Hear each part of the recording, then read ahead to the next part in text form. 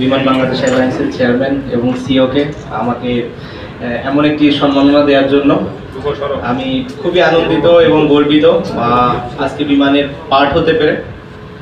সত্যি কথা বলতে ছোটবেলায় যখন আসলে মাঠে খেলতাম কিংবা স্কুলের মাঠে আমাদের বন্ধুরা মিলে আড্ডা দিতাম, যখনই কোনো প্লেন উড়ে যেত আমরা তখনই দেখতাম এবং চেষ্টা করতাম ওটা রিয়েলাইজ করার যে কোন দেশের এয়ারলাইন্স।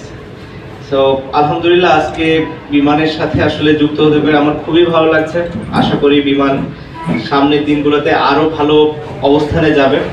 অলরেডি তারা অনেক পদক্ষেপ নিয়েছেন, যার কারণে বিমান একটি লাভজনক প্রতিষ্ঠান হিসাবে এখন পরিচালনা হচ্ছে এবং আমি আশা করব যেন এটা সামনের দিকে আরও এগিয়ে যায়।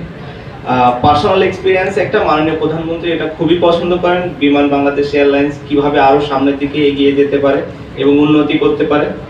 তো সেই দিক থেকে তিনি সার্বক্ষণিক সহায়তা করে আসছেন বিমানকে, এবং আমরা যদি সবাই মিলে একসাথে কাজ করি এবং বিমানের ভালো ভালো দিকগুলো তুলে ধরতে পারি, আমি শিওর যে বিমান বাংলাদেশ এয়ারলাইন্স অন্যান্য যে কোনো দেশের বিমানের সাথে কম্পিট করতে পারে।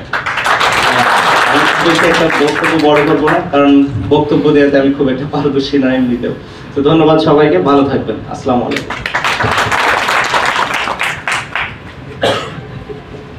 ধন্যবাদ সাকিব আল হাসানকে। আমরা ক্রিকেট নিয়ে কথা বলছি, কোন লেভেল থেকে শুরু করা যায়, এবং আমাদের টেবিল টেনিস নিয়ে আমরা কাজ করছি।